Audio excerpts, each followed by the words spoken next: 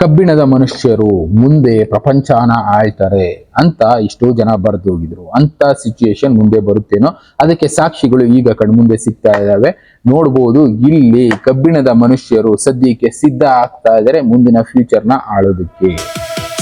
China advancement ಅಲ್ಲಿ ತುಂಬಾ ಮುಂದೆ ಹೋಗ್ತಾ ಇದೆ, ರೋಬೋಟ್ಗಳನ್ನೆಲ್ಲ ರೆಡಿ ಮಾಡ್ತಾ ಇದೆ. ಇಲ್ಲಿ ರೋಬೋಟ್ ಮ್ಯಾರಥಾನ್ ನಡೀತು, ಟೂರ್ನಮೆಂಟ್ಗಳು ನಡೆದ್ವು. ಒಂದೊಂದು ಕಂಪ್ನಿಯವರು ವೆರೈಟಿ ರೋಬೋಟ್ಸ್ ಗಳನ್ನ ಕಂಡುಹಿಡಿದಿದ್ದಾರೆ, ಸೃಷ್ಟಿ ಮಾಡಿದ್ದಾರೆ. ಆದ್ರೆ ಈಗ ಎದುರ್ತಾ ಇರೋದು ಏನಕ್ಕೆ ಅಂದ್ರೆ, ಟೆಸ್ಲಾ ಅಧ್ಯಕ್ಷರು ಎಲನ್ ಮಾಸ್ಕ್ ಇವರು ಕೂಡ ಹೇಳಿದ್ದೇನು, ಒಂದಲ್ಲ ಒಂದು ದಿನ ಈ ರೀತಿ ರೋಬೋಟ್ಗಳು ಸಿದ್ಧ ಆಗುತ್ತೆ. ಆ ರೋಬೋಟ್ಗಳು ನೆಕ್ಸ್ಟ್ ಹ್ಯೂಮನ್ಸ್ ಏನಿದ್ದಾರೆ ಇವರ ಸಂತತಿನ ಕಡಿಮೆ ಮಾಡ್ತಾ ಹೋಗುತ್ತೆ.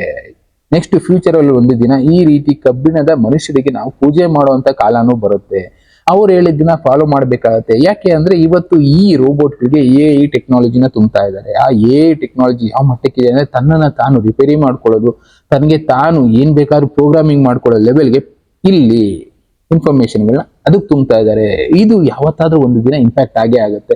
ಇಷ್ಟೊಂದು ಅಡ್ವಾನ್ಸ್ಮೆಂಟ್ ಬೇಡ ರೋಬೋಟ್ಗಳಿಗೆ ಅಂತ ಯಾವತ್ತೂ ಹೇಳ್ಕೊಂಡ್ಬಂದ್ರು. ಬಟ್ ಆದ್ರೆ ಸೈಂಟಿಸ್ಟ್ಗಳು ಕೇಳ್ತಾ ಇಲ್ಲ. ನಾವು ಕಂಡುಹಿಡಿದ್ವಿ, ಅವ್ರಿಗಿಂತ ನಾವೇನ್ ಕಡಿಮೆ, ನಾನು ಅನ್ನೋದು ಕೊನೆಗೆ ಬಂದು ಈ ಲೆವೆಲ್ಗೆ ನಿಂತಿದೆ. ಈ ಮುಂದೆ ಒಂದು ದಿನ ಈ ನಾನು ಅನ್ನೋದು ಅಂತ್ಯ ಆಗೋದಕ್ಕೆ ಇದೇ ಕಾರಣ ಆಗುತ್ತೆ ಅಂತಾನೆ ಎಲನ್ ಮಾಸ್ಕ್ ಹೇಳಿದ್ರು. ಎಲನ್ ಮಾಸ್ಕ್ ಅಷ್ಟೇ ಅಲ್ಲ, ಈವನ್ ಬಾಬಾ ವಾಂಗ ಆಗಿರ್ಬೋದು, ಈ ಕಡೆ ಬೇರೆಯವರು ಬರೆದ್ರು ಬಿಡಿ. ಏನಂತ, ಕಬ್ಬಿಣದ ಮನುಷ್ಯರು ಪ್ರಪಂಚನ ಆಳ್ತಾರೆ. ಇವರೆಲ್ಲ ಕಬ್ಬಿಣದ ಮನುಷ್ಯರೇ. ಇವ್ರು ಹೇಳಿದ್ದನ್ನ ನಾವು ಕೇಳಬೇಕಾದಂತ ದಿನ ಬರುತ್ತೆ. ಎಷ್ಟೋ ಕಡೆ ನಡೆದೋಗಿದೆ. ಯಾಕೆ ಅಂದ್ರೆ, ಈಗ ಆಲ್ರೆಡಿ ಆಟ ಆಡ್ತಾ ಇರೋರನ್ನ ನೋಡ್ತಾ ಇದೀವಿ, ಮ್ಯಾರಥಾನ್ ಅಲ್ಲಿ ಪಾರ್ಟಿಸಿಪೇಟ್ ಮಾಡ್ತಾ ಇರೋದನ್ನ ನೋಡ್ತಾ ಇದೀವಿ. ಇನ್ನೂ ಎಷ್ಟೋ ಕಡೆ ಓಡ್ತಾ ಇರೋದು, ಕೆಲಸ ಮಾಡ್ತಾ ಇರೋದು. ಒಬ್ಬ ಮನುಷ್ಯನ ಕೆಲಸನ ಇದು 10-15 ನಿಮಿಷದಲ್ಲಿ ಮಾಡಿ ಮುಗಿಸ್ಬಿಡುತ್ತೆ. 100 ಜನರ ಕೆಲಸನ ಒಂದು ರೋಬೋಟ್ ಮಾಡುತ್ತೆ. ಜನ ಇದಕ್ಕೆ ಇನ್ವೆಸ್ಟ್ ಮಾಡೋದಕ್ಕೆ ಶುರು ಮಾಡಿದ್ದಾರೆ. ನೋಡ್ತಾ ಇರ್ಬೋದು ಸ್ಪೀಡ್ ಯಾವ ತರ ಇದೆ. ಇದೆಲ್ಲ ಟೆಸ್ಟ್ಗಳನ್ನ ಮಾಡ್ತಾ ಇದೆ. ಅಂದ್ರೆ ಒಂದೊಂದು ದೇಶಗಳು ನಾವ್ ಯಾರಿಗೂ ಕಡಿಮೆ ಇಲ್ಲ ಅಂತ ಸಿದ್ಧ ಮಾಡೋದಕ್ಕೆ ಹೋಗಿ ತುಂಬಾ ಆಧುನಿಕತೆ ಏನಿದೆ, ಆಧುನಿಕತೆ ಕೊನೆಯ ಸ್ಟೇಜ್ಗೆ ಹೋಗಿ ಎಂಡ್ ಅನ್ನೋದು ಬರುತ್ತೆ ಅಂತ ಹೇಳ್ತಿರಲ್ಲ, ಅದಕ್ಕೆ ಇದೊಂದು ಸಾಕ್ಷಿ ಅಷ್ಟೇ. ಎಷ್ಟೋ ವಿಷಯಗಳು ಈ ತರ ಆಲ್ರೆಡಿ ನಡೆಯೋದಕ್ಕೆ ಶುರುವಾಗಿದೆ. ಹೇಳದ್ನಲ್ಲ, ವಿಚಿತ್ರವಾಗಿ ಒಂದೊಂದು ದೇಶದವರು ಹೊಸ ರೋಬೋಟ್ಗಳನ್ನ ಕಂಡುಹಿಡಿತಾ ಇದ್ದಾರೆ. ಒಂದಕ್ಕಿಂತ ಒಂದು ಅಡ್ವಾನ್ಸ್ ಆಗಿರಬೇಕು, ಅವ್ರಿಗಿಂತ ನಾನೇನು ಕಡಿಮೆ ಅಂತ ತೋರಿಸ್ಕೊಳ್ಳೋದಕ್ಕೆ ಹೋಗಿ ಕೊನೆಗೆ ಹ್ಯೂಮನ್ಸ್ ಏನಿದೆ ಅಂತ್ಯ ಆಗತ್ತೆ ಅಂತಾನೆ ಹೇಳ್ತಾ ಇರೋದು. ಎಷ್ಟು ರೋಬೋಟ್ಗಳು ಸಿದ್ಧ ಆಗ್ತಾ ಇದೆ, ಇದು ಯಾವುದು ಕೂಡ AI ಜನರೇಟೆಡ್ ಅಲ್ಲ, ಎಲ್ಲ ತೋರಿಸಿರೋದೇ ದೊಡ್ಡ ಚಾನೆಲ್ಗಳೇ ಇದನ್ನ ಮಾಡಿ ಬಿಡ್ತಾ ಇದ್ದಾರೆ.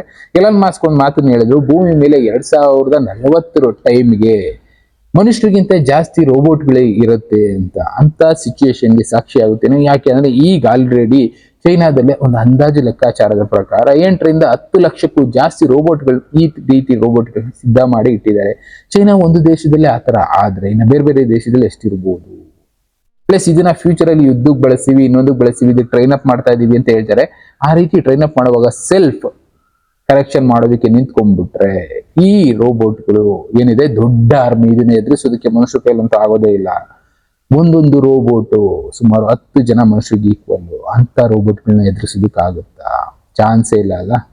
ನೋಡ್ಬೇಕು. ಒಟ್ನಲ್ಲಿ ನಮ್ಮ ಫ್ಯೂಚರ್ಗೋಸ್ಕರ ನಾವು ಮಾಡ್ಕೊಳ್ತಾ ಇರೋ ರೋಬೋಟ್ಗಳು ನಮಗೆ ಅಂತ್ಯನ ತಂದಿಡುತ್ತೆ ಅಂತ ಎಚ್ಚರಿಸಿದರೆ ದೊಡ್ಡ ಶ್ರೀಮಂತರು. ಆದ್ರೂ ಕೂಡ ನಾವು ಎಚ್ಚೆತ್ಕೊಳ್ತಾ ಇಲ್ಲ. ಮಾಡೋದನ್ನ ಮಾಡ್ತಾನೆ ಇದೀವಿ, ಕಂಡುಹಿಡಿತಾನೆ ಇದ್ದಾರೆ. ಆದ್ರೆ ಇಲ್ಲಿ ಒಂದು ಇಮೇಜ್ ಕಾಣಿಸ್ತು ಅನ್ಕೊಳ್ತೀನಿ. ಬಿದ್ದಿದ್ದ ರೋಬೋಟ್ ತಾನೇ ಎದ್ದು ನಿಂತ್ಕೊಳ್ಳೋದನ್ನ ಕಲ್ತಿದೆ. ಏಂತಕ್ಕೆ ಈ ಪ್ರಾಬ್ಲಮ್ ಆಯ್ತು ಅಂತ ಹುಡ್ಕೋದನ್ನ ಕಲ್ತಿದೆ. ಫುಟ್ಬಾಲ್ ಆಡೋದನ್ನ ಕಲಿಸ್ತಾ ಇದಾರೆ ಅಂದ್ರೆ ಲೆಕ್ಕ ಹಾಕೊಳ್ಳಿ. ಎಷ್ಟೋ ಕಡೆ ಟ್ರೈನಿಂಗ್ ಅಪ್ ಎಲ್ಲ ಮಾಡ್ತಾ ಇದ್ದಾರೆ. ಬಟ್ಟೆ ಹೊಲಿಯೋದ್ರಿಂದ ಹಿಡಿದು, ಬಟ್ಟೆನ ತಪ್ಪಿದೆ ಕರೆಕ್ಷನ್ ಮಾಡೋದ್ರಿಂದ ಹಿಡಿದು ಎಲ್ಲಾ ತರ ಕೆಲಸನ ರೋಬೋಟ್ಗಳು ಮಾಡೋದಕ್ಕೆ ಟ್ರೈನ್ ಅಪ್ ಮಾಡ್ತಾ ಇದ್ದಾರೆ. ಇದು ಎಂಡ್ ಆಫ್ ದಿ ಎರಾ ಅಂತ ಕರೀತಾರೆ. ಕಬ್ಬಿಣದ ಮನುಷ್ಯರಿಂದ ಭೂಮಿ ಮೇಲೆ ಮನುಷ್ಯರ ಸಂತತಿ ಕಡಿಮೆ ಆಗುತ್ತೆ ಅನ್ನೋದಕ್ಕೆ ಮುಂದಿನ ದಿನಗಳಿಗೆ ಇದು ಸಾಕ್ಷಿ ಅಷ್ಟೇ. ಈ ತರದ್ದು ಎಷ್ಟೋ ವಿಷಯಗಳು ನಡೀತಾನೆ ಇದಾವೆ. ಅಂದ್ರೆ ಅವ್ರು ಏನ್ ಬರ್ದೋಗಿದ್ರು ಅದಕ್ಕೆ ಸಿದ್ಧತೆ ಮಾಡ್ಕೊಳ್ಳೋ ಸಮಯ ಬಂದಿದ್ದೇನೋ.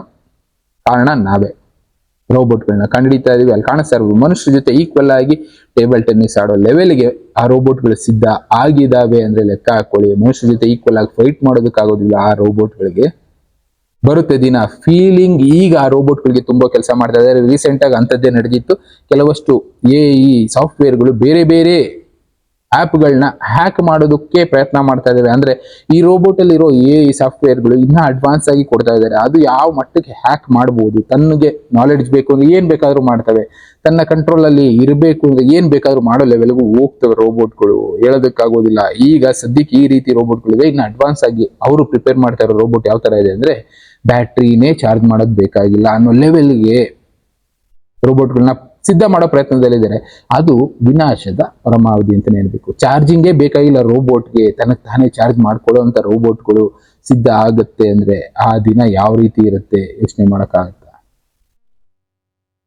ಎಚ್ಚೆತ್ಕೋಬೇಕಾಗಿದೆ, ತಿಳಿಸೋ ಕೆಲಸ ನಮ್ದು. ನೋಡೋಣ, ಆದ್ರೂ ದೇಶಗಳು ಬುದ್ಧಿ ಕಲಿಯೋದಕ್ಕಿನ್ನ ಟೈಮ್ ಇದೆ. ಸದ್ಯಕ್ಕೆ ನಮ್ಮ ದೇಶದಲ್ಲಿ ಇಂಥ ಟೆಕ್ನಾಲಜಿಗಳಿಲ್ಲ, ಬಟ್ ಆದ್ರೆ ಈ ಟೆಕ್ನಾಲಜಿನ ನಮ್ಮ ದೇಶ ನಾಶ ಮಾಡೋದಕ್ಕೆ ಬಳಸಿದ್ರೆ ಎದುರಿಸೋದಕ್ಕೆ ನಾವು ಸಿದ್ಧ ಇದ್ದೀವಾ? ತುಂಬಾನೇ ಕಷ್ಟ ಇದೆ.